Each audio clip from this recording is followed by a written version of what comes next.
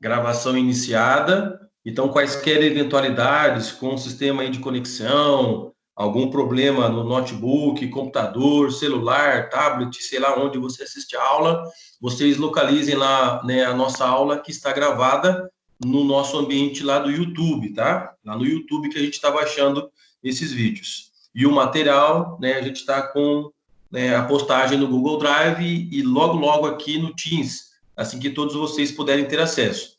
Pessoal, outro aviso aí que eu estava me esquecendo. Esse bimestre a gente também vai ter um trabalho, tá? Para computar a nota.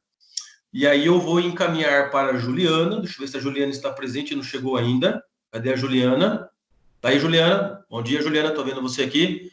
Aí eu encaminho para a Juliana e a Juliana passa para vocês o trabalho. Eu também vou deixá-lo disponível lá no nosso Google Drive.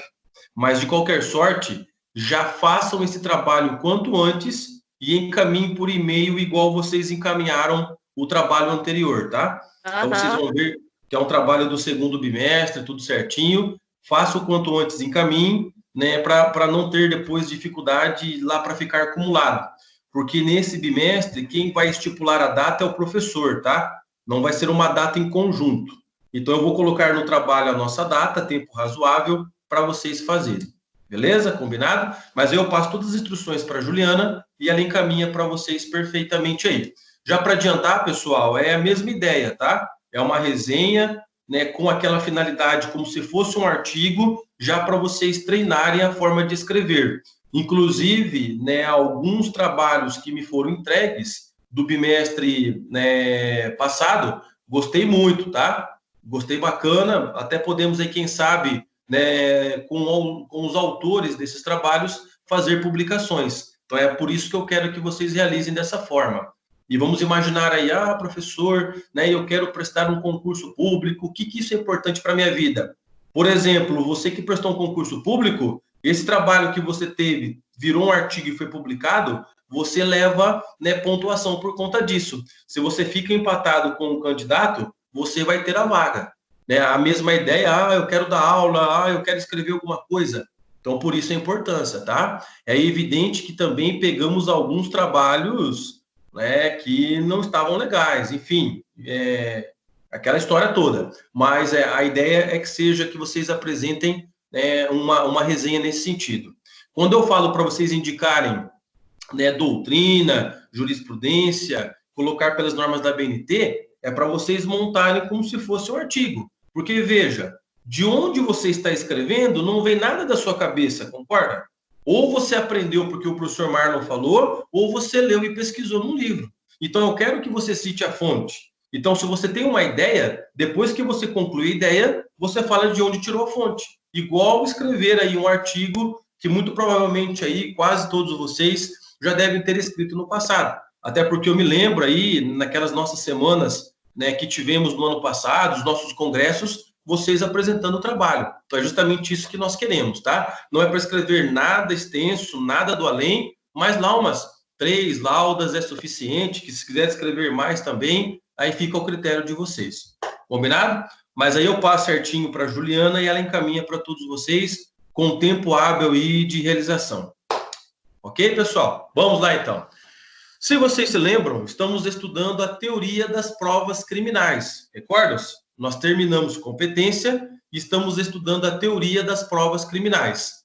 Aqui no nosso slide, nós já vimos esse item 1, que era conceito das provas criminais. Bateu aí?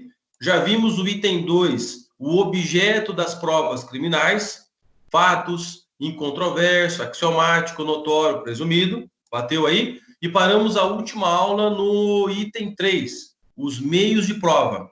Salvo engano, o exemplo que eu havia dado para vocês era aquele exemplo, né, como meio de prova não elencado no Código de Processo Penal, porque o CPP ele elenca várias modalidades, mas também nós podemos encontrar outros meios que não estão no Código de Processo Penal, com aquela figura dos cães farejadores, ó. Muito bem relacionado aqui pela Gabi, né, Gabi? Interceptação telefônica, lei especial, quebra de sigilo fiscal e bancário e o cão farejador. Olha que interessante, o cão farejador não é uma testemunha, não é uma vítima, não é um documento, não é uma perícia, não é nada disso. é uma espécie de prova autorizada, né, pelo nosso Conselho Nacional de Justiça, com resoluções em território nacional em razão de cada Tribunal de Justiça. Então, veja que nós temos aí uma elementar de prova que não se encontra no Código de Processo Penal. Foi justamente aí que nós paramos a nossa aula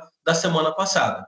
Professor, o que falta fazer nesse item 3 ainda, nos meios de prova? Repararam que tem uma OBS aí? É daí que nós vamos partir, tá? Eu não coloquei na nossa aula anterior justamente para colocar agora. Podemos, pessoal? Podemos partir aí da OBS do item 3? Só me confirme aí, por gentileza. Sim ou não, por favor? Podemos? Samira, sim, ok. Sim, beleza. Para quem chegou agora, Adriane, meu bom dia, seja bem-vinda. Ok, beleza. Então, vamos lá.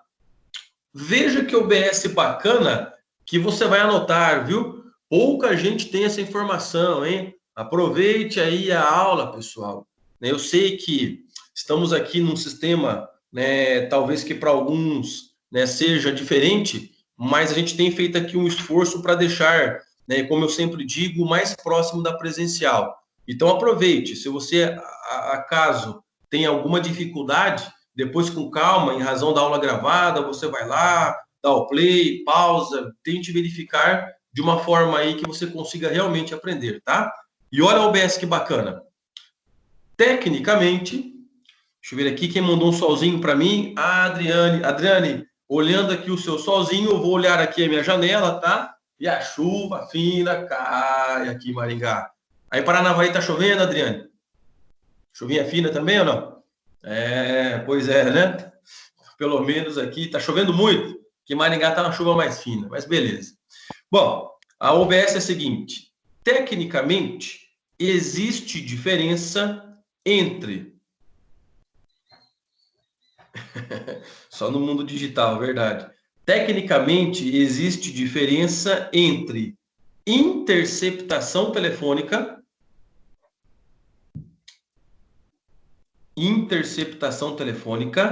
escuta telefônica, gravação telefônica. Vamos repetir, tá? Tecnicamente, existe diferença entre interceptação telefônica, escuta telefônica, gravação telefônica e sigilo telefônico. Interceptação telefônica, escuta telefônica, gravação telefônica e sigilo telefônico. Olha que interessante, hein, pessoal? Se duvidar aí, a maioria de vocês só tinha o conhecimento da interceptação telefônica. Mas vocês vão perceber a partir de agora que tem diferença. E aí, já, né, deixando aqui de maneira bem pontual para todos vocês compreenderem. Quando nós falamos em telefone, é o celular, tá? É o telefone fixo, é o WhatsApp, né? É o Skype, é aqui o Teams, se for o caso, né? Uma ligação, né? É o Zoom, é todo meio de comunicação por meio, né? Digamos assim, informático, né? Pela via telemática, se enquadra nisso que você está anotando nesse momento. Combinado?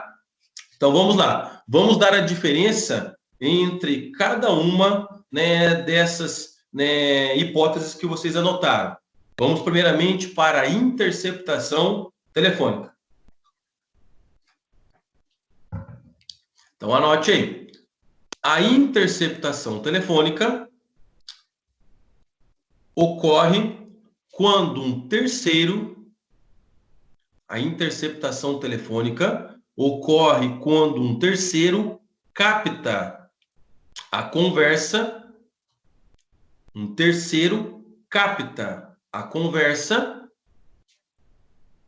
entre os interlocutores,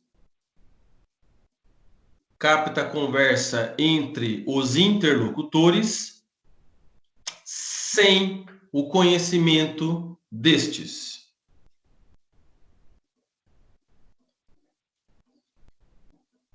O terceiro capta a conversa entre os interlocutores sem o conhecimento destes. Ok? Se você puder aí, coloque o fundamento, tá? Onde você encontra o fundamento? Artigo 5º, inciso 12 da CF. A gente escreve aqui para vocês, ó, né, onde você encontra o fundamento da interceptação telefônica, que nos interessa agora. Artigo 5º, inciso 12 da CF. Existe uma lei, né, especial que regulamenta tudo isso. Mas, por enquanto, esqueça a lei especial. Pessoal, vou dar aqui o exemplo. Vamos imaginar, deixa eu pegar aqui o exemplo, o Gerson. Gerson, você e eu estamos conversando por meio de telefone, né? Enfim, ligação telefônica, eu já disse para vocês o que significa. Estamos conversando, né, por meio do telefone, e daí o Guilherme, terceiro, ele capta a nossa conversa. Ele tem o conhecimento, ele está escutando aquilo que você e eu estamos conversando. E nós dois, Gerson e eu, não temos a informação que o Guilherme está nos escutando. Nesse caso, um terceiro está captando a nossa conversa, estando diante de uma interceptação telefônica, que provavelmente, possivelmente, é aquilo que todos vocês devem ter a informação mínima a respeito dessa história de interceptação telefônica. Por isso a expressão interceptar é nós termos a possibilidade de ter acesso àquela conversa. Exatamente, Adriane, é a Lei 9296 de 96, tá? Que é a lei da interceptação telefônica, ok? Essa Lei 9296 é a lei que regulamenta a interceptação telefônica. Escuta telefônica é outra coisa, tá? Nós já veremos na sequência. Detalhe importante, pessoal, complemente aí na interceptação. Complemente aí. A interceptação apenas poderá ocorrer por meio de ordem judicial. A interceptação apenas poderá ocorrer por meio de ordem judicial. Então, Guilherme, no meu exemplo, para você interceptar a conversa do Gerson com a minha, você apenas poderá fazer isso se o juiz autorizar. Se o juiz não autorizar, você não pode fazer. E se você faz sem autorização, você comete crime dessa Lei 9296, tá? Existe uma figura típica na Lei 9296, que é fazer a interceptação sem autorização judicial. O que nós sabemos, muito bonitinho na teoria, né? Só que na hora da prática, se duvidar, principalmente aí, né, os aparatos ilegais, pensemos assim, acaba realizando a interceptação sem ordem judicial e depois, para formalizar, pedem a ordem, tá? Primeiro escuta, entre aspas, né? Primeiro intercepta e depois que tem esse conhecimento, pede ordem judicial para formalizar, o que não pode, tá? Isso não pode. Claro que se ficar isso descoberto, caracteriza a ilegalidade da espécie probatória. Então, para nós, deve existir ordem judicial. E se vocês bem se lembram, eu já falei a respeito disso como exemplo. Recordam-se que era um ato que o delegado de polícia, né, para ter, né, o conhecimento para fazer, ele antes tinha que obter a autorização judicial. É o exemplo típico aí da interceptação telefônica. Então, o juiz vai dar a autorização para que a mesma seja realizada. Aí sim, uma vez que foi dada a autorização, se faz interceptação. E uma curiosidade, tá, pessoal? Que inclusive é a lei que a Adriane colacionou aqui para nós, tá? A lei que regulamenta a interceptação telefônica é a Lei 9296 de 96. Muito bem colocado aqui pela Adriane. Aí uma curiosidade, a interceptação telefônica, ela é sempre presente para o futuro. Então, ela se faz no momento e também já fica consignada para acontecer no futuro. No futuro, em quanto tempo, professor? 15 dias. O juiz deu a ordem, né? Nós podemos interceptar a conversa até 15 dias. Ela se executa hoje, presente, e até 15 dias ela poderá ser realizada. Jamais no passado. Aquilo que você conversou por telefone no passado, se foi antes da ordem do juiz, ninguém vai ter a informação. Olha que interessante isso que eu estou dizendo para vocês, tá? Então, por exemplo, a ordem do juiz veio hoje para interceptar a conversa do Gerson com a minha, vale de hoje, do dia 4 até o dia 19/6. O que nós falamos, Gerson, do dia 3, né, para trás, eles não terão acesso. Essa interceptação, ela não poderá ser realizada.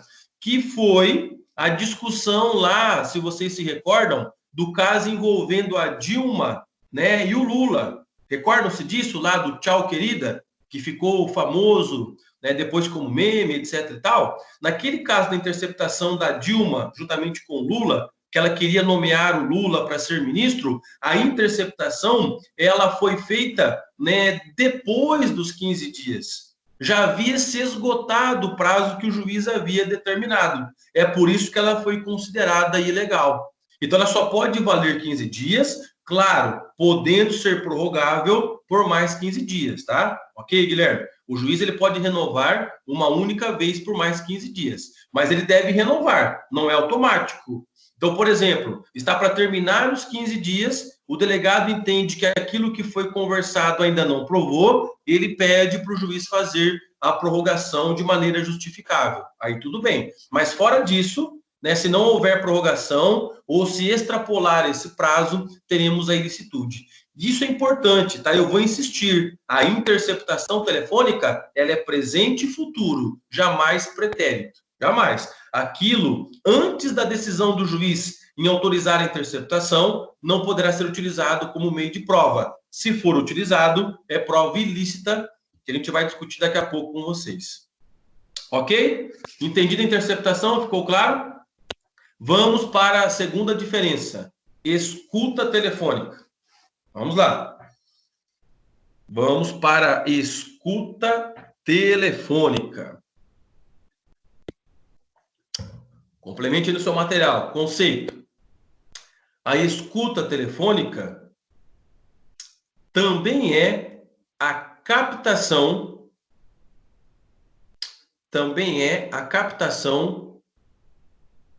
feita por um terceiro,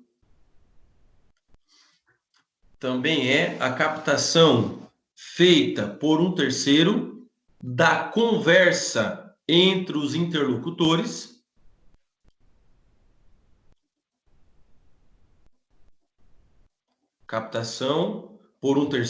da conversa entre os interlocutores. Então, repare que até agora a interceptação não tem diferença para a escuta. Até agora é a mesma coisa.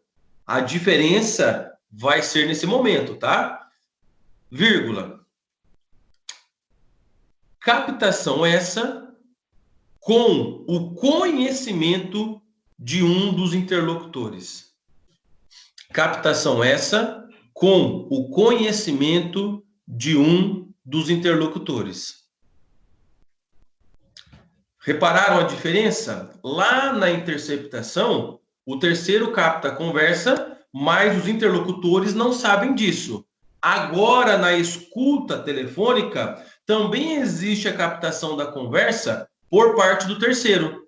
Porém, um dos interlocutores, um daqueles que estão conversando, tem informação.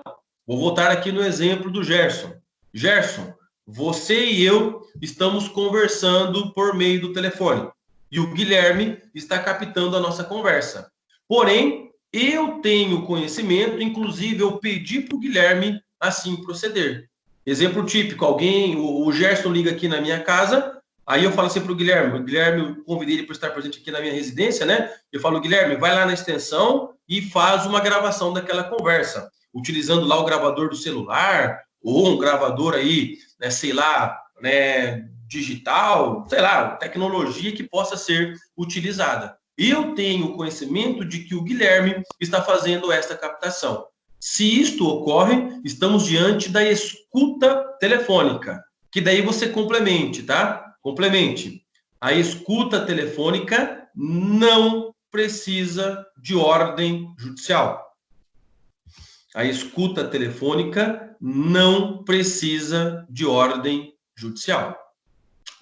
Pessoal, interessante isso, viu? A interceptação precisa. A escuta, ela não precisa de ordem judicial. É por isso, né, Adriane, que a lei nem precisa regulamentar, tá? A lei, ela regulamenta a interceptação em razão dessa necessidade de ordem judicial. Mas a escuta, você pode fazer da maneira que bem entender. Pode ser algo presente, futuro, pretérito, né? Chamar o meu pai para fazer, né, a gravação, o terceiro, né, e etc e tal, tá? O importante, né, que essa captação está sendo realizada, né, por uma terceira pessoa. Basta que um dos interlocutores saiba exatamente isso, tá? Pode ser, por exemplo, que eu pedi para o Guilherme interceptar e o Gerson pediu para você. Também é escuta telefônica, dá na mesma, tá? Basta que um deles tenha o conhecimento por parte de quem está captando a conversa. Não tem problema nenhum em relação a isso. Então, nesse caso, nós não necessitamos de autorização judicial. É uma prova lícita? Claro, é uma prova legal. Ela poderá ser utilizada. Dá para instalar aplicativo no celular, que grava tudo. Pois é, por isso que eu falei, a tecnologia, ela vai longe, tá? Deixa eu ver, ô Gerson, né, mais no tempo antigo, né, Gerson? Eram aqueles gravadores, né, que você apertava lá o botãozinho, lembra disso, Gerson? Colocava a fita cassete no gravador e apertava o botãozinho? Era das antigas, né? Hoje em dia, a coisa, né, se atualizou, né? Hoje em dia você tem, né, uma caneta espiã, você tem um relógio espião. O meu sobrinho tem um relógio que ele comprou lá, né, que ele ganhou, na verdade, o meu irmão comprou para ele, né, filho do meu irmão, enfim, meu irmão deu para ele, e é um relógio que você pensa que é um relógio, mas é um relógio cheio de artimanha, tá? É um relógio espião, tem câmera, tem gravador, é uma coisa aí de outro mundo, estilo 007, mais ou menos isso, né? Mais ou menos isso. Pois é, bem 10, né? Ô, Guilherme, aí você revelou tua idade, Guilherme. Aí sim, deixa eu ver aqui, a Adriane. Então, se tem uma situação entre A e B, e A resolve gravar do celular dele a conversa com ele, que está tendo com B, sem B saber, disso é lícito. Nesse caso, Adriane, quem grava a conversa é um terceiro, para nós diferenciarmos agora da gravação telefônica, que é a nossa terceira diferença, ok? Então, é isso que eu quero fazer vocês entenderem, tá? Interceptação telefônica e escuta telefônica, quem grava a conversa é um terceiro. Vamos, então, para a terceira diferença. Vamos lá. Qual que é a terceira diferença? Gravação telefônica. Gravação telefônica. Que já coloquem sinônimos, tá, pessoal? A gravação telefônica vocês encontram sinônimos. Quais são os sinônimos? Escuta ambiental. Então você pode encontrar os nomes gravação telefônica, que é sinônimo de escuta ambiental, que é sinônimo de gravação clandestina. Escuta ambiental ou gravação clandestina. Gravação clandestina. Cuidado com esse nome, gravação clandestina, que dá ideia de alguma coisa, mas nós já veremos que isso daí é outra coisa. Alguém ia fazer pergunta? Não, isso que eu ia falar, professor, dá a impressão que é ilegal essa gravação Isso clandestina. é a grande pegadinha, Samira. É a grande pegadinha, tá? Então é isso que nós vamos ter que tomar essa cautela, tá? Então, primeiramente, o conceito. Então, na gravação telefônica, ocorre a captação da conversa,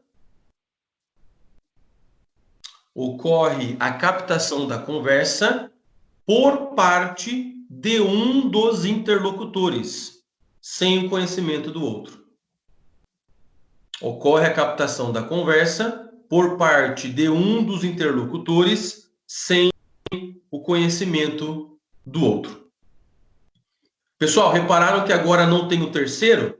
Então, na gravação telefônica, Gerson e eu conversamos, e eu gravo a minha conversa com o Gerson, utilizando o Gerson, o celular, o gravador das antigas, o relógio do meu sobrinho, né? O que você possa aí imaginar, tá? Mas a ideia é que não existe a figura do terceiro. Detalhe importante, pessoal, essa gravação, né, telefônica, ela pode ser feita também fora do ambiente do telefone. Por exemplo, o Gerson e eu resolvemos ir para uma praça.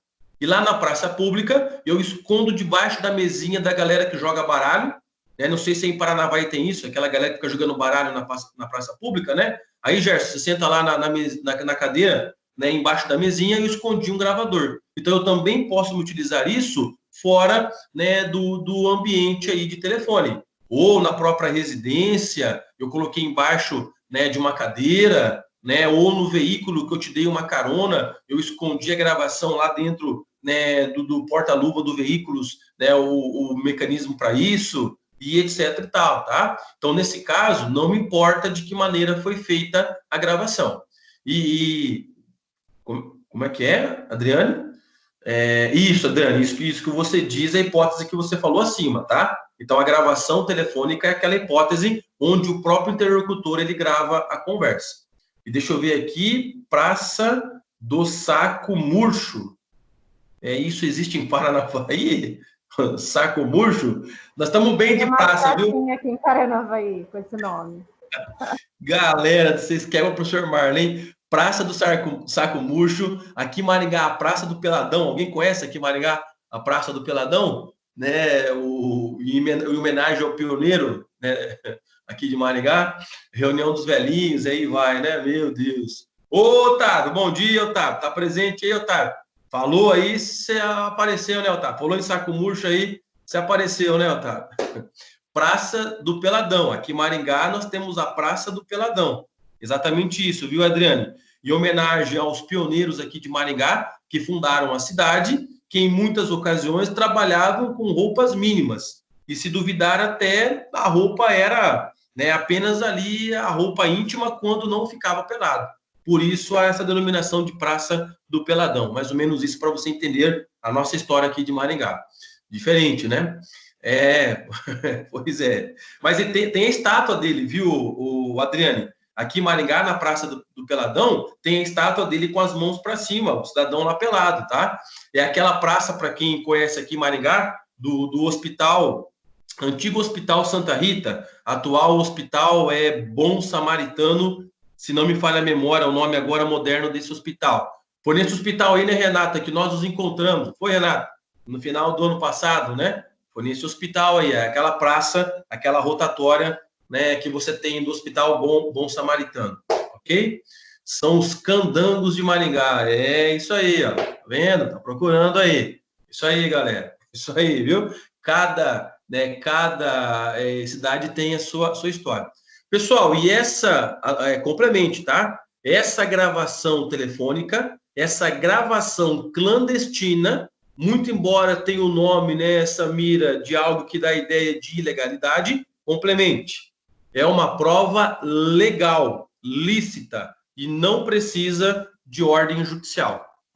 É uma prova lícita e não precisa de ordem judicial. Lícita e não precisa de ordem judicial. Se vocês se lembram, né, lá no governo Temer, em 2018, foi aquele famoso caso da JBS, envolvendo lá o empresário Joesley Batista. Ele foi para uma reunião, né, com o Temer, e naquela oportunidade, né, Guilherme, ele levou um gravador e gravou a conversa, tá? Que depois acabou em pizza, mas foi justamente isso que aconteceu. E isso daí, pessoal, é a gravação que comumente nós podemos fazer utilizando por meio de prova o nosso celular, né, por exemplo, na relação do consumidor. Você tem lá um problema com o produto, você entra em contato com o 0800 e você grava, né, tudo aquilo que foi dito. Até porque o próprio 0800 diz que está sendo gravado, né? E, na verdade, não está. Aí você que gravou do seu celular. Aí você demonstra que você está ali, né, com aquele teor da conversação. Então é a gravação clandestina, que ela é autorizada, não precisa de ordem judicial e pode ser feita. Por isso que eu disse nessa mira a pegadinha, né? A denominação clandestina, muito embora exista, mas é algo legal, lícito. Tomemos esse cuidado. Ok. Deixa eu ver aqui o Guilherme, Joesley Day, legal. Tem que manter isso aí. Deixa eu ver, Guilherme, deixa eu ver, Otávio, manter isso aí. Não entendi, Otávio. Tem que manter o quê? Você explica aí para mim que eu não entendi. O Michel Temer? Ah, sim, a frase dele, né? Ah, sim, a frase do presidente à época. Ah, ô Otávio, agora faz sentido, tá? Beleza. Foi a frase do presidente, né? E por frase a gente tá bem, né? Não renunciarei. É, Otávio, isso aí. E não renunciou, né? Chegou até o final. Saudades do Temer. Otávio, eu acho que eu também tenho que concordar com você, viu? Mas enfim, né? Questões outras aí. Tô com saudade, viu, Guilherme, da mãe do Poldo. Saudade da mãe do Poldo.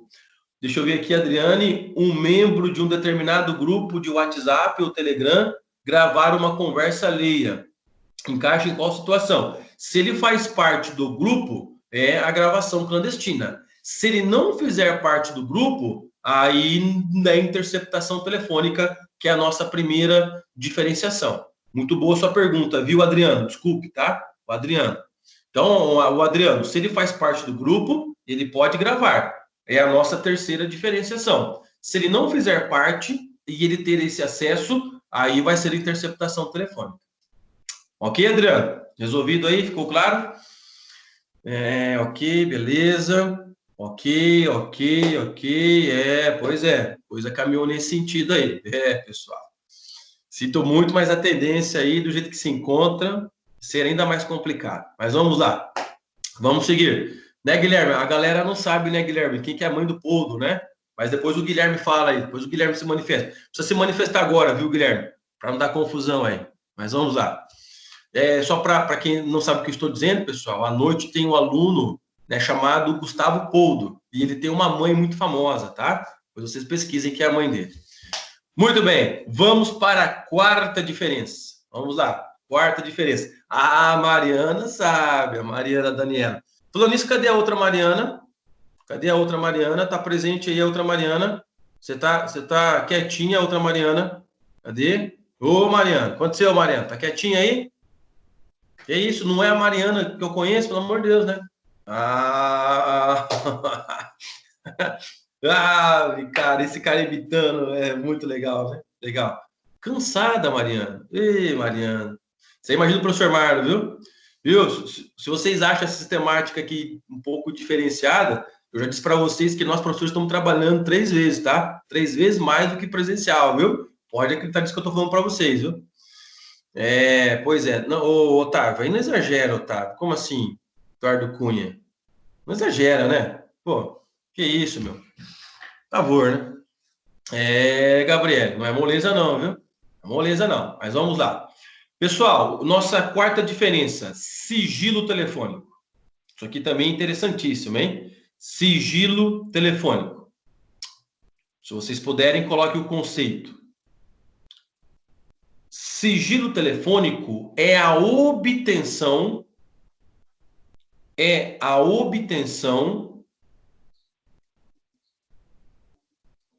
dos registros telefônicos. É a obtenção dos registros telefônicos. Se você quiser, entre parênteses, chamadas, né, efetuadas ou chamadas recebidas. Chamadas efetuadas ou chamadas recebidas. Feche parênteses.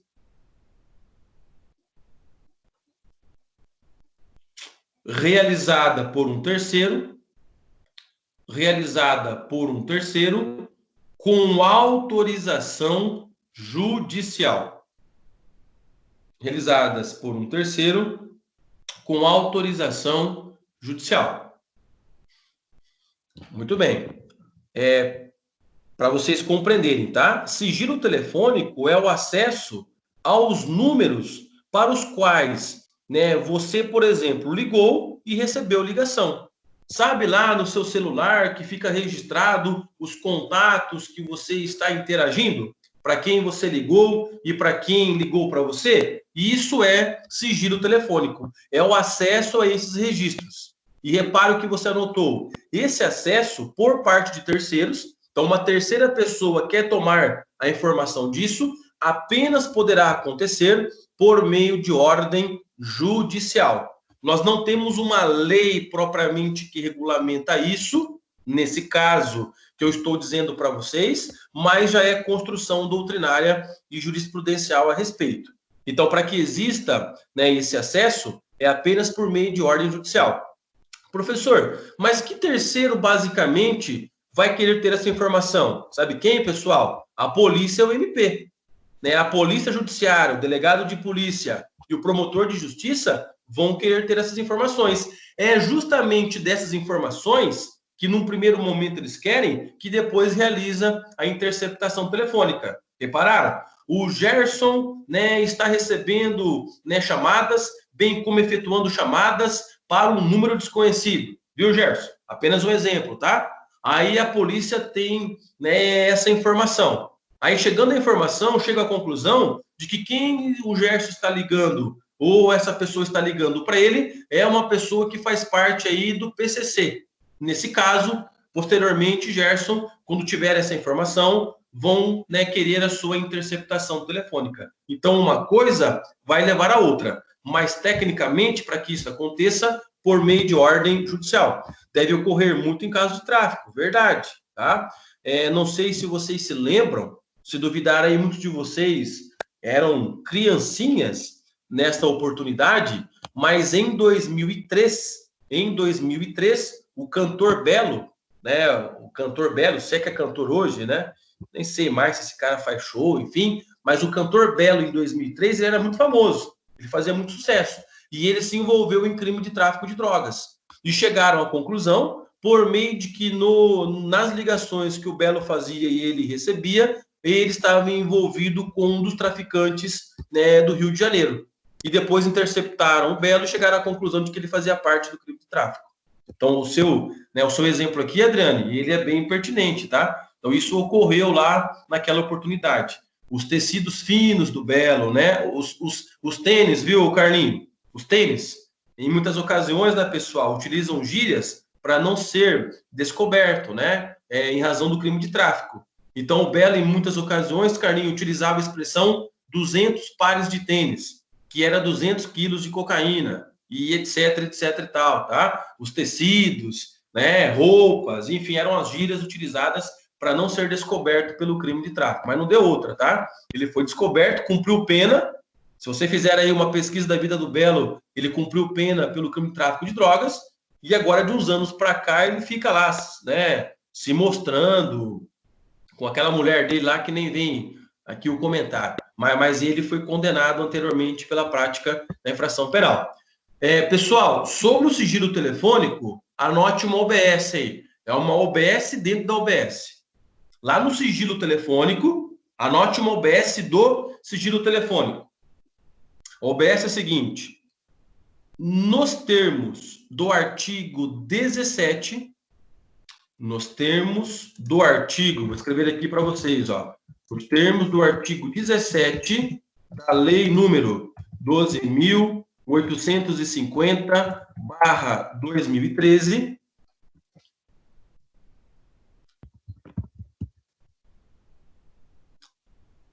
quando se tratar de crimes que envolvam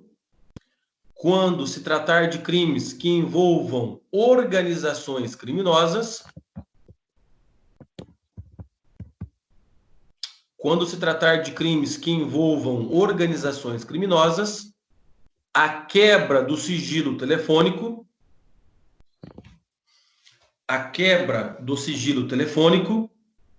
poderá ser feita pelo delegado,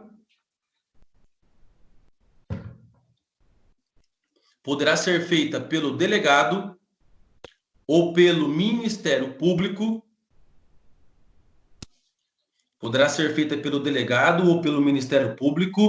sem ordem judicial.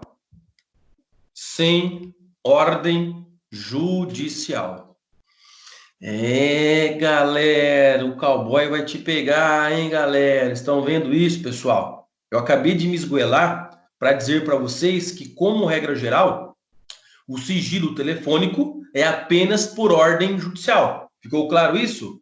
Porém, o artigo 17 desta lei é uma exceção.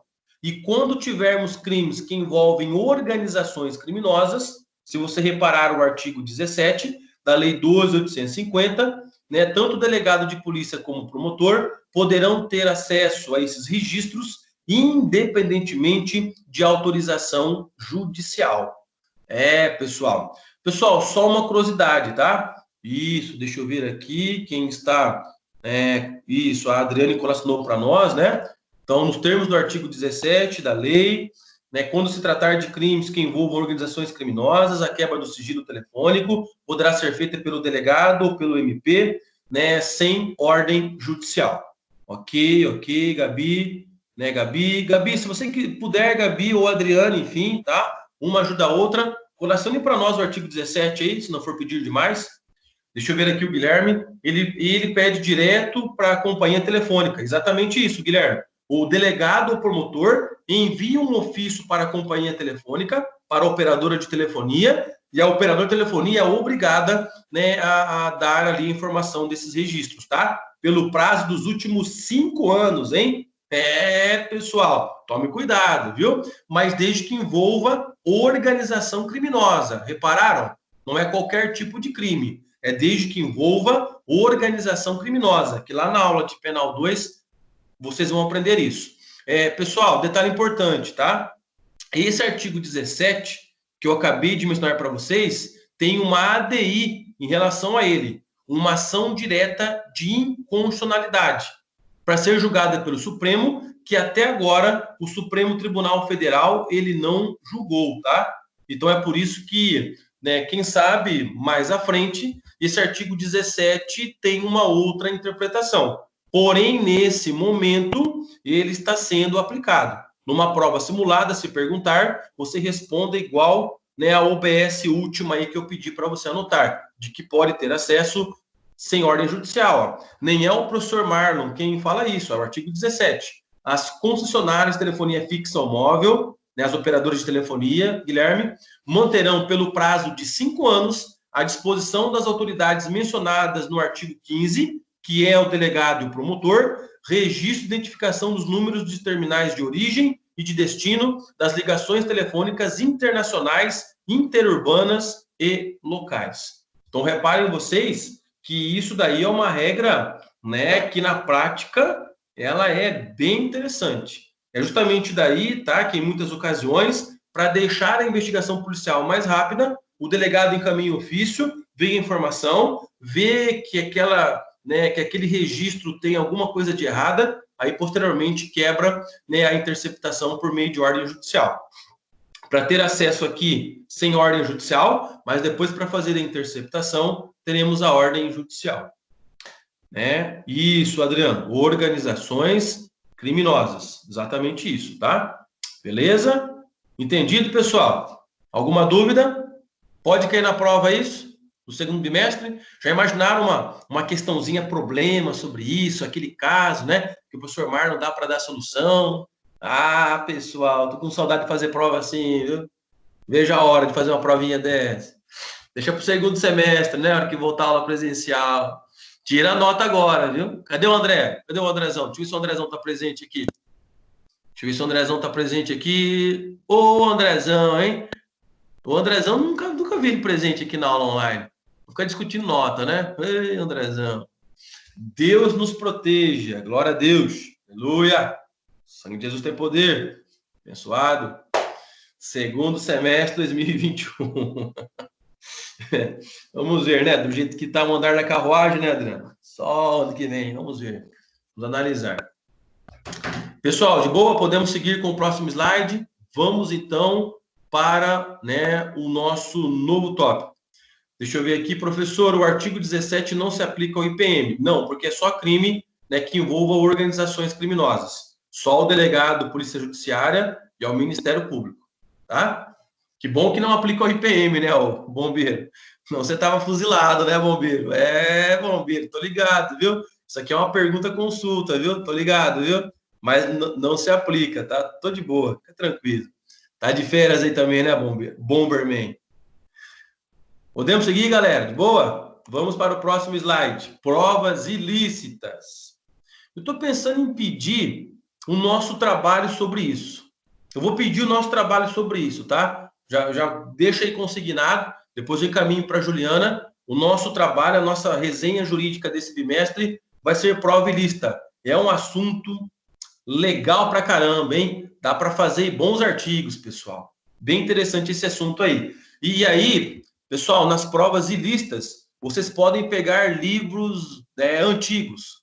Quando eu falo antigo, por exemplo, até 10 anos atrás, tá? Não tem problema. Então, para evitar aquela situação de não ter livro, talvez para fazer, né, os trabalhos, nas provas ilícitas vocês podem pegar livros de 2008, 2010, sem problema algum, tá? Porque aqui é uma teoria que ela já se encontra aí devidamente, né, estudada. E tem muita coisa para vocês examinarem a respeito, ok? Bom, autoexplicativo. O que é uma prova ilícita? É uma prova irregular. É uma prova contrária às nossas normas. Tanto é que eu coloquei aqui um conceito bem didático para vocês. Prova ilícita é aquela que viola as normas constitucionais ou legais. É aquela prova que foi feita sem, né, observância do que está na lei, tanto na CF como numa lei especial, no Código de Processo Penal e etc e tal. E exemplo típico, vou dar aqui um exemplo, né, para vocês entenderem. Uma interceptação telefônica sem ordem judicial. Por quê? Porque, segundo a Constituição Federal, deve ter ordem judicial para interceptação. Mas se ela for feita sem esta ordem, ela viola uma norma constitucional e ela vai ser uma prova ilícita. E, pessoal, né, detalhe, prova ilícita, prova ilegal e prova inadmissível, para nós é tudo a mesma coisa desde 2008.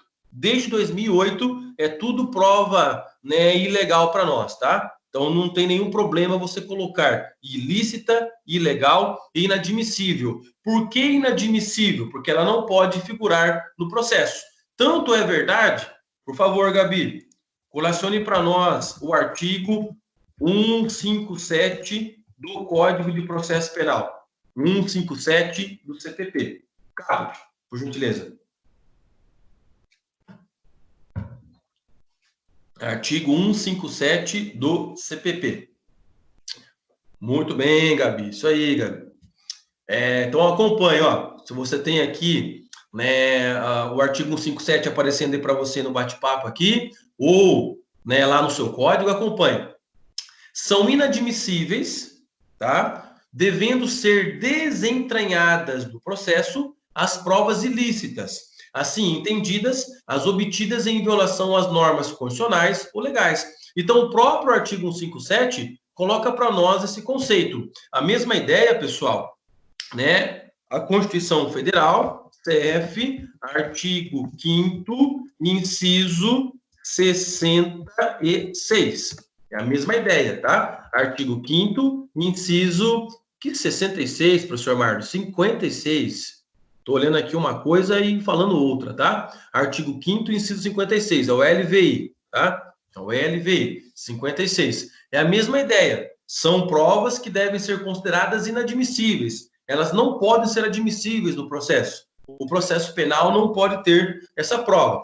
Claro que isso também, né, ele passa para os outros direitos, civil, do trabalho, mas não é o nosso caso, tá? O nosso caso aqui, quando muito, é a parte penal. Para nós, essas provas não podem figurar no processo penal.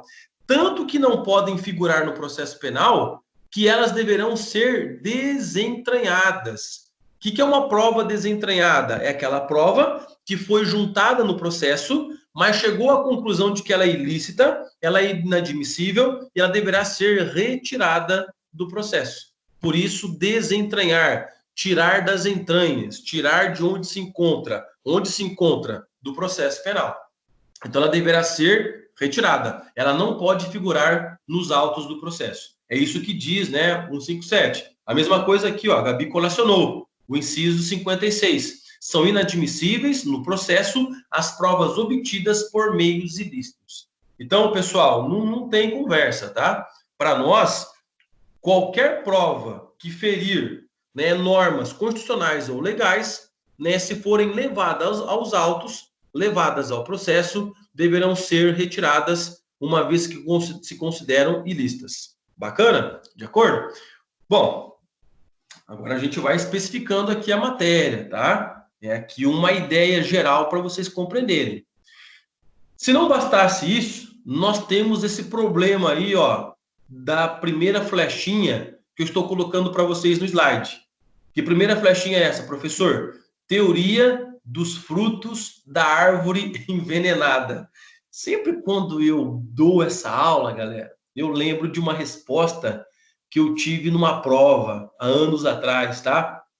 Numa outra faculdade, enfim, numa outra instituição que não veio o caso, tá? Aluno de quarto ano, porque a matéria de processo penal era dada naquela faculdade no quarto ano.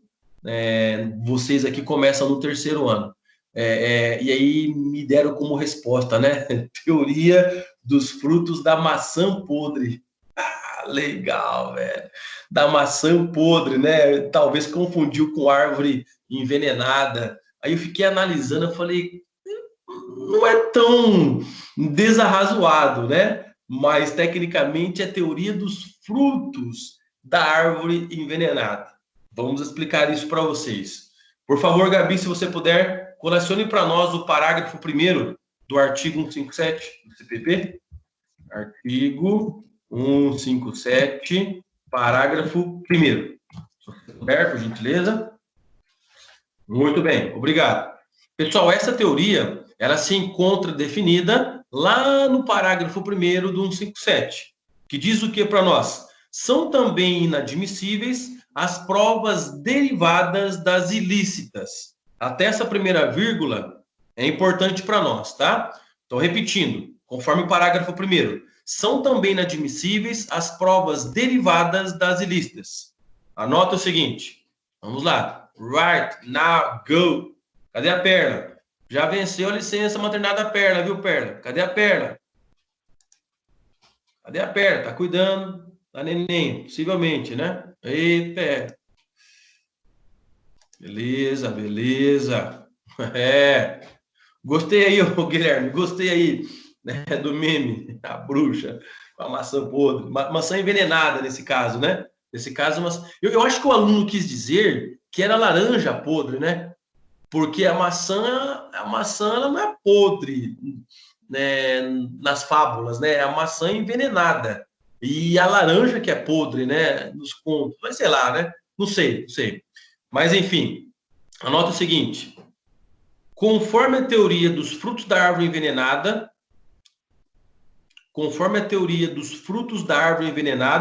anota um sinônimo para essa teoria. Qual que é o sinônimo dessa teoria? Ou teoria da prova ilícita por derivação. Teoria dos frutos da árvore envenenada ou teoria da prova ilícita por derivação. Complemente. Se a prova principal for ilícita,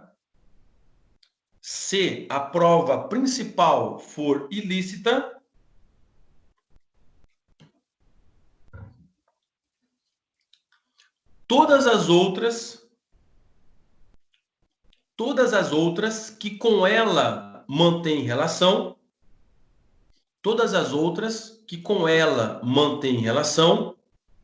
também serão ilícitas.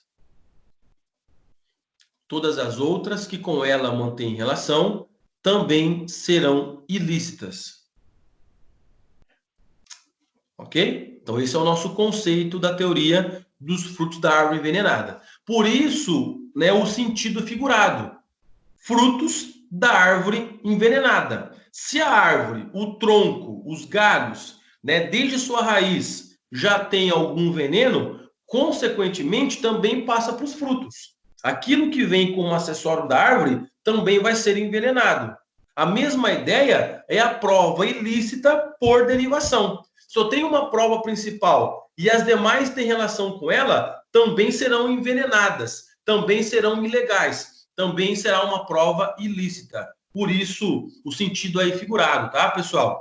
Só uma curiosidade, essa teoria dos frutos da árvore envenenada é uma criação do direito americano. Né? Se vocês fizerem uma pesquisa, chegarão a essa conclusão. Quem sabe lá no nosso, trabalho desse bimestre, vocês podem pesquisar de onde veio essa teoria, seria interessante para vocês tomarem esse conhecimento. Aí nós pegamos, como Brasil, lá no direito americano, essa teoria e aplicamos aqui em território nacional desde o ano de 2008, se vocês perceberem a redação desse parágrafo 1º do artigo 157. Mas, em resumo, é isso, tá? Então, se eu tenho um problema de uma prova, eu também vou ter problemas em relação às outras que dela seja consequência. Quer ver um exemplo bacana aí, tá? O professor Marlos sempre dá o exemplo, senão você não consegue entender aí adequadamente. Então, vem um exemplo bacana. Quer ver um exemplo interessante? Imagine que o sujeito réu, ele foi torturado para confessar um crime. Recebeu tortura. Colocaram lá o cidadão, recebendo choque, colocaram ele, numa piscina e afogando, e o cara quase morre afogado, fizeram uma barbaridade com ele, o torturaram, espancaram, por exemplo, até que ele confessasse a infração penal. Detalhe, quando ele confessa o crime, ele diz que 3 testemunhas presenciaram ele praticando a infração penal. Ele confessa o crime por meio de tortura, dizendo que 3 testemunhas presenciaram ele cometer a infração penal.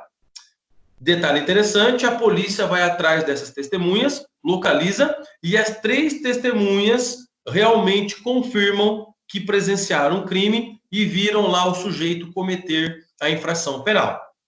Agora que entra em cena para nós a teoria dos frutos da árvore envenenada. Eu tenho uma confissão que é a prova principal. E eu tenho testemunhas que só apareceram na história em razão dessa confissão. Só que essa confissão é uma prova ilícita. Como esta confissão tem relação com a prova testemunhal e vice-versa, também a prova testemunhal vai ser considerada ilegal. Porque se não fosse a confissão, eu não teria prova testemunhal. Se, evidentemente, essas testemunhas tivessem dado o seu depoimento não amparado naquela confissão, se uma delas, por exemplo, tivesse de maneira, por livre e espontânea vontade, antes mesmo do réu ser torturado, dado o seu depoimento, seria uma prova independente, que é essa vírgula aí depois do parágrafo 1º, tá? Aí nós podemos considerar. Mas se mantém íntima relação, vale dizer, se as provas subsequentes só passaram a existir porque tem relação com a prova principal, aí tudo eu tenho a sua ilicitude. Eu vou ter ilicitude por derivação e tudo isso vai ter que ser desconsiderado do processo penal, em razão da teoria dos frutos da árvore envenenada. O que para a parte no processo é algo bem interessante, tá? Imagine você, como operador, operadora do direito, advogado ou advogada, tomar essa informação. Então, é algo que, na vida profissional, na vida prática, é bem utilizado aí, dependendo daquilo que for descoberto, ok? E não pode se deixar influenciar por essa informação. É isso que a gente vai discutir agora na OBS, viu, Adriane? E daí? Por exemplo, Adriane, vai que o juiz examinou isso e realmente as testemunhas, ela atesta a verdade real, mas veio de uma prova ilícita. Como é que o juiz muda o seu convencimento? E daí? Como é que eu aplico a verdade real nesse caso? Compreendido? A prova ilícita foi feita, já convenceu o juiz, mas ela tem que ser retirada do processo. Como é que o juiz não vai se convencer porque realmente atestou a verdade real? Realmente as testemunhas comprovam de que o agente cometeu. Que esse é o nosso problema, tá? Então é isso que a gente vai discutir aqui na OBS, para vocês entenderem a partir de agora. Ok? Alguma dúvida a mais, pessoal, nesse campo aqui? Alguém queira perguntar? Fique à vontade. Ninguém? Vocês estão muito quietos hoje, hein? Muito calados. Vamos lá. O que é a chuva? É o sono? Não, não tem dúvida. Ou não quer falar, Samira? Tudo certo. Cada mergulho é um flash. É isso mesmo? Aquele sono, aquela vontade, né? Pois é. Todo mundo dormindo, só acorda na OBS. Ô, Guilherme, hein? Dá-lhe OBS. Dá-lhe OBS. É isso aí. Vamos seguindo, então. Então, vamos com... Se vocês repararam aqui no slide, não é uma OBS, são OBSs. Repararam? Por quê, professor? Porque tem mais de uma, tá? Nós temos 3 aí. Vamos lá. Coloque o Minion aí, viu, Gabi? Gabi, o meu filho adora o Minion. Tá vendo? Pode. E onde ele vê o Minion, ele fica doido, tá? Fica doido. A gente foi pro McDonald's quando era. Nem me lembro mais. Quanto tempo faz que eu fui no Mac? Mais de 3 meses, né?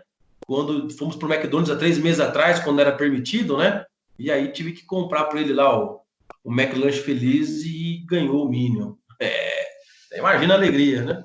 Isso aí vai, isso aí vai. Vamos lá, galera. OBS. Professor, estou indo para o MEC, desrespeitando a quarentena. Cuidado, hein? Só me confirme aí, Paranavaí tem MEC? Acho que eu já perguntei. Cadê a menina dos lanches? Né? Eu sempre brinco com ela, agora me esqueci o nome. Acho que é a Cauane, nem sei se ela está indo, se ela está nessa turma esse ano, nem sei, né? Não tem. Tem só o sorvete do MEC. Ah, legal, legal, legal. O Gabriel, era a Cauane que gostava de lanche? Cauane, uma Beatriz, agora eu não lembro, tá? Era uma aí, viu? Era. Ah, entendi. Lembrei, viu? A gente lembra. Tem delivery de Maringá. Ô, Otávio, sério? Sai daqui de Maringá e leva aí para Paranavaí, aí o negócio tá chique, hein, meu? Ah, vocês viram, hein? Chique o negócio, viu? Muito bem. Pessoal, primeiro OBS. A primeira OBS, né? Uber Eats. Ah, Otávio, aí sim. A gente vai se atualizando, né? Pessoal, primeiro OBS, antes de vocês anotarem, né? O frete é mais caro que o lanche, essa foi massa, viu? Se duvidar é mesmo, né? Com pedágio e tudo, né?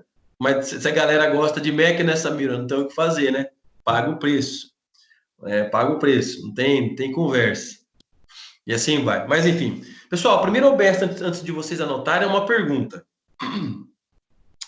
A pergunta é a seguinte: nós temos uma prova ilícita e ela demonstra a verdade real. Temos uma prova ilícita, mas ela demonstra a verdade. Não tem boca, tá? Que era aquilo que eu conversava com vocês até então. Ela demonstra a verdade. Ela poderá ser utilizada no processo penal? Se assim demonstrar a verdade real? Inclusive, o único meio de provar é por meio desta prova ilícita. É a única forma. E ela demonstra a verdade, a certeza do ocorrido. E daí, pode ou não pode? Conforme essa mira, não. Guilherme, sem benefício do réu, sim. Será? Então vamos às OBS. Primeira, conforme entendimento do Supremo Tribunal Federal, conforme entendimento do Supremo Tribunal Federal, a prova ilícita não pode ser utilizada contra o réu. A prova ilícita não pode ser utilizada contra o réu.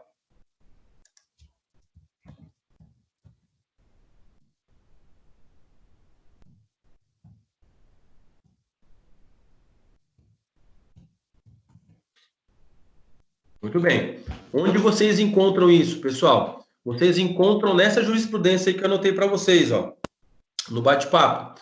Né? Recurso extraordinário 251.445 do ano de 2000, tá? Então é por isso que eu disse para vocês que mesmo os livros sendo antigos, vocês podem utilizar os manuais, que é, né, a jurisprudência, conforme aqui a Adriane colacionou para nós, né? Conforme entendimento do Supremo Tribunal Federal, a prova ilícita não pode ser utilizada contra o réu, mesmo que ateste a verdade real. Vou dar um exemplo, que na verdade o exemplo é mais ou menos aqui desse recurso extraordinário, tá? Eu só vou dar aqui, né, uma atualizada, uma modificada para vocês entenderem, mas basicamente esse recurso extraordinário aí, de número 251.445/2000. O seguinte, existia na comunidade, né, um réu que cometia atos de pedofilia, né? Inclusive, né, todo mundo sabia disso, mas não tinha prova concreta para levá-lo à prisão e condenação. E não tinha. Moral da história, um dia invade a casa deste réu e conseguem estourar o cofre desse cidadão, e lá no cofre tinha várias fotos dessas né, imagens de pedofilia. Que vocês possam imaginar as barbaridades, as coisas horripilantes que essas fotos revelavam. Em resumo, obtiveram acesso a essa informação e realmente ficou constatado por meio dessas fotos, desses documentos, que ele era um pedófilo.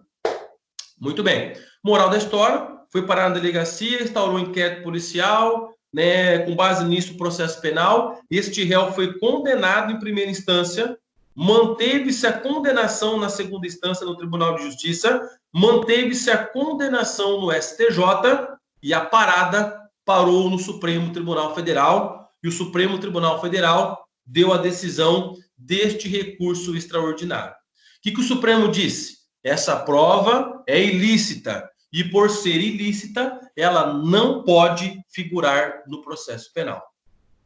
Por quê? Porque é uma prova que, para ser realizada, ela está desrespeitando as regras. Inviolabilidade domiciliar, o sigilo que essa pessoa possui, né, do acesso às suas informações, num cofre, etc. e tal. Então, moral da história, o que o Supremo disse? Não pode. Mas aí que é a confusão da galera, pessoal. Aí que é a confusão da galera, povo.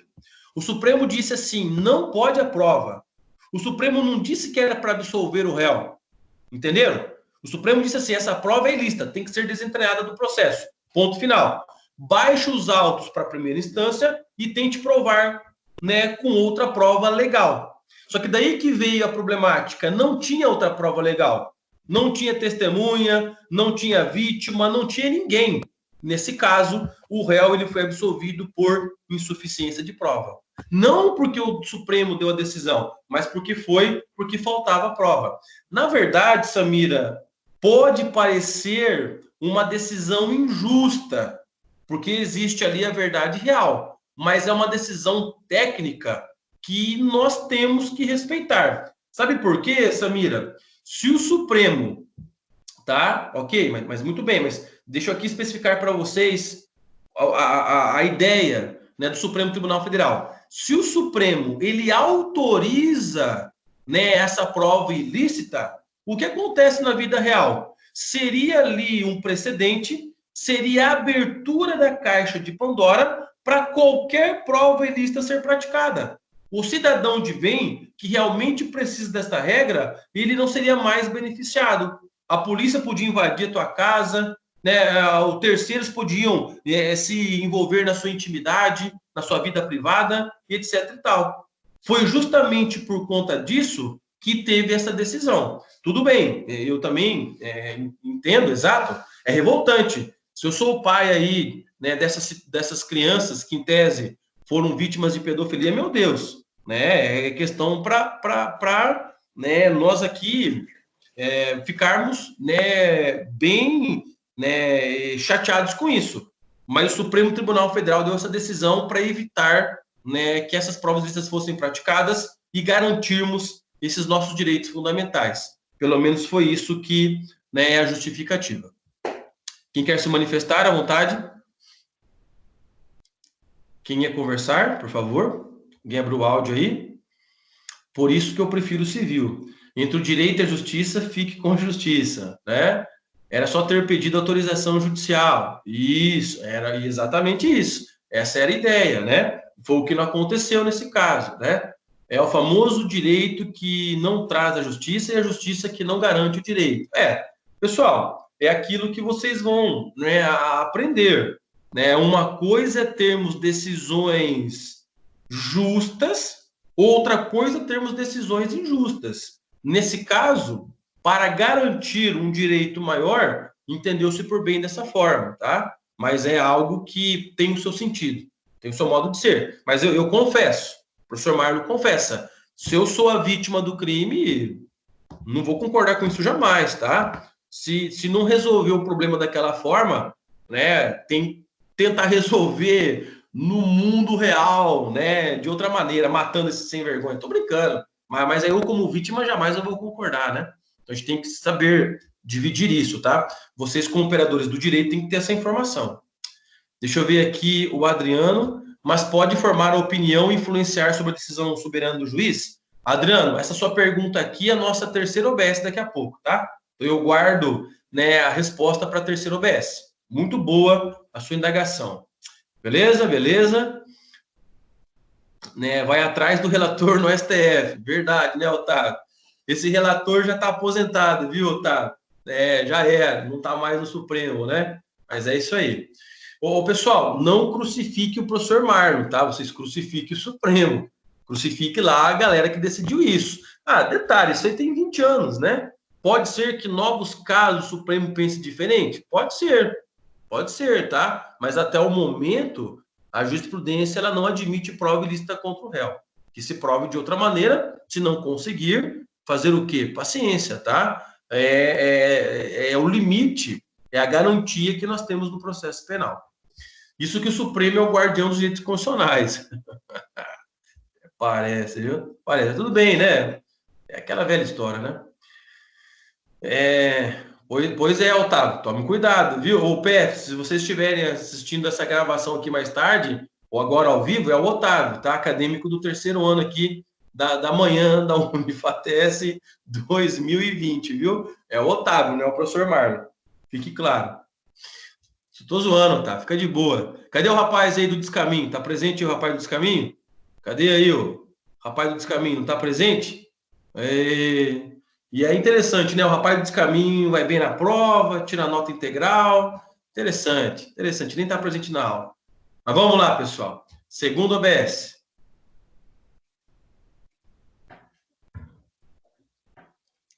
Se vocês não concordaram com a primeira OBS, quer ver a segunda?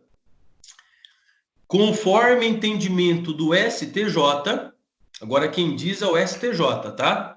Conforme entendimento do STJ, se quiserem anotar, o STJ deu esse entendimento no habeas corpus, vou escrever aqui para vocês, tá? No habeas corpus número 12.266/2013. 12.266/2013.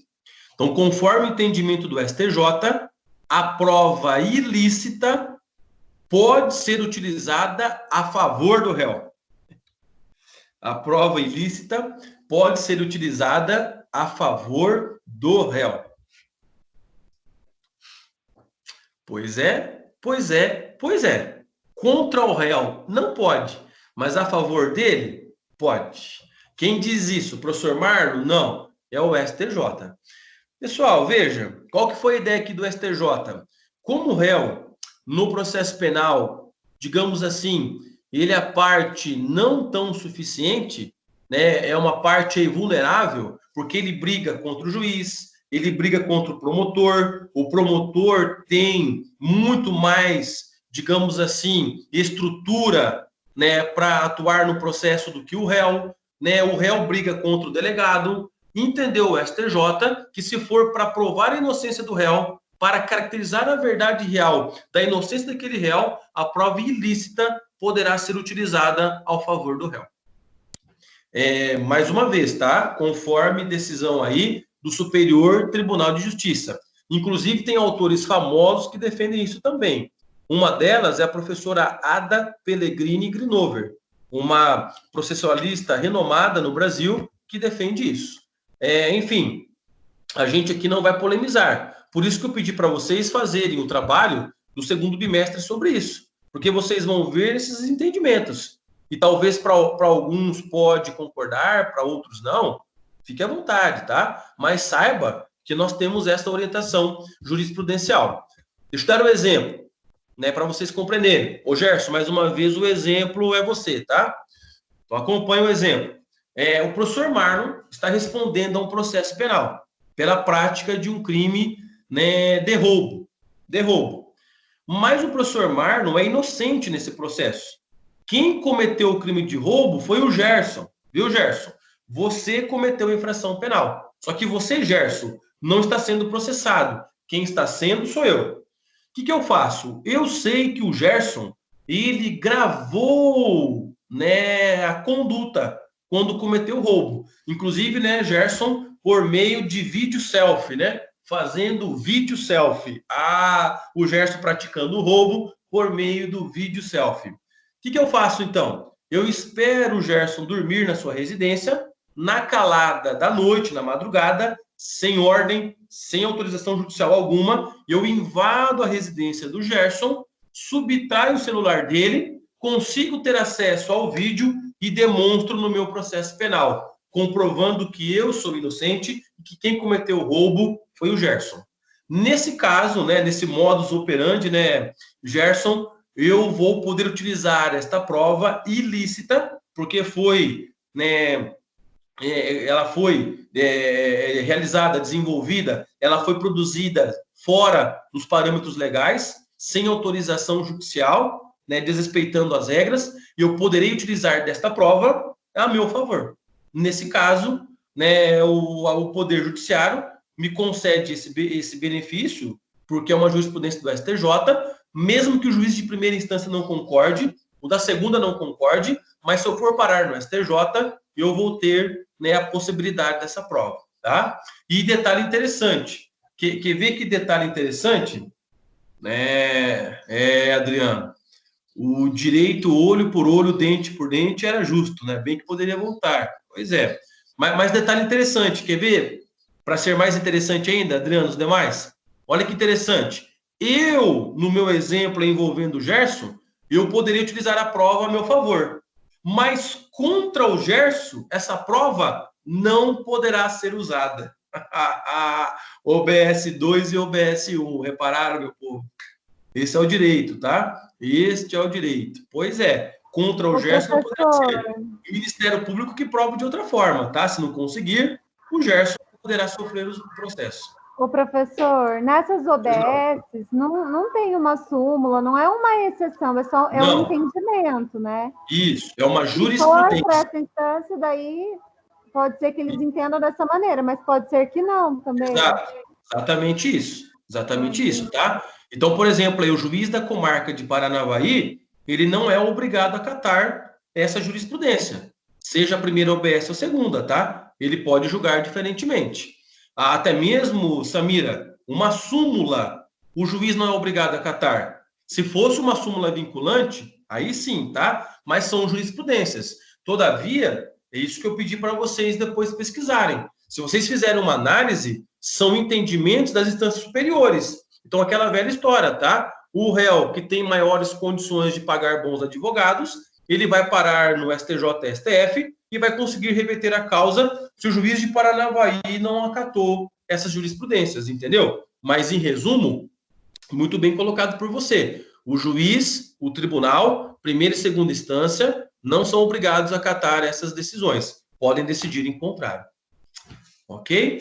Deixa eu ver aqui o Carlinho. Nesse exemplo, o senhor é absolvido, porém, ela não poderá ser usada contra o Gerson. Verdade. Isso aí, coisa de louco, segundo a Gabi. Né? O Adriano já falou ali, a Adriane favorece apenas o Marlon, mas prejudica o Gerson. Isso aí, mas não pode ser utilizado contra ele, viu, Adriano? Não pode. Entendido, Samira? Ok. O Adriano, e em qualquer instância pode inserir essas provas. Detalhe importante, Adriano, essas provas, elas têm que ser discutidas desde a primeira instância. Então, eu tenho que bater, nesse caso, de que essas provas já existem desde a instrução da primeira instância, tá? Porque, via de regra, a segunda instância e eventual STJ, STF não analisa a matéria fática. Então, eu já tenho que mencionar isso desde a primeira oportunidade. O justo seria usar nos dois casos. Nem sempre o nosso Poder Judiciário pensa pela justiça, né, Renata? Essa é a nossa dificuldade. Beleza? E quer ver então, que, digamos assim, para nós fecharmos nessa nossa, né, primeira aula, antes do intervalo, né, com situações polêmicas? Quer ver? Terceiro OBS.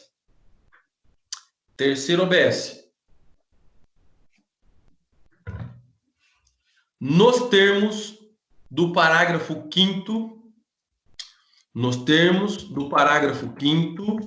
do artigo 157 do CPP, nos termos do parágrafo 5º do artigo 157 do CPP, o julgador que conheceu da prova ilícita, o julgador que conheceu da prova ilícita não poderá julgar a causa. O julgador que conheceu da prova ilícita não poderá julgar a causa. Viu, Adriano? Respondendo agora aquela sua indagação. Pois é. Reparem vocês, tá? Se alguma prova ilícita teve no processo e chegou-se à conclusão de que ela é ilícita, que nós devemos desentranhar, tá? Nós temos que desconsiderar aquela prova, aquele juiz que estava atuando não pode mais atuar. Então, aquela verdade real que ele já havia formado, não pode mais. E aí, pessoal, isso aí na prática é um problemaço. Por quê? Porque tem juiz sobrando para entrar outro no lugar dele? E daí?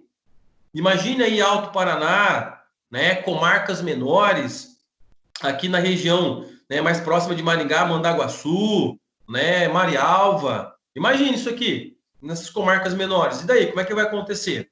Então, tanto é verdade, né? Pois é, Adriane. E esse parágrafo 5º, Adriane, ele foi acrescentado ano passado, tá? Com a reforma anticrime. Então, é isso que eu ia falar agora, tá? E esse parágrafo 5º, pessoal, em razão do problema que está dando, né, que foi acrescentado com um pacote anticrime no ano passado, o Supremo Tribunal Federal ele mandou suspender, né, a eficácia desse parágrafo 5º. Então, no momento, ele ainda não tem aplicação. Quando que ele vai ter aplicação? Se é que ele vai ter aplicação, não se sabe ainda, tá? Então, na prática, Adriane, estão ignorando este parágrafo 5º. Mas saiba que isso foi criado com um pacote anticrime. Inclusive, aí, herança do ex-ministro da Segurança Pública e Justiça, né, o Sérgio Moro. Que, na verdade, não é ele que quis isso, tá? Eu já disse para vocês que muitas coisas foram, né, alteradas quando fizeram a discussão no Congresso Nacional. Mas, evidentemente, este parágrafo 5º, ele tem a sua eficácia suspensa até o momento. Na prática, atualmente falando, dia 4 de junho de 2020, ele não está sendo aplicado. Ok? Respondido aí, Adriano, a sua indagação? Numa prova simulada, o que vocês respondem? Respondem que é o parágrafo 5º, tá?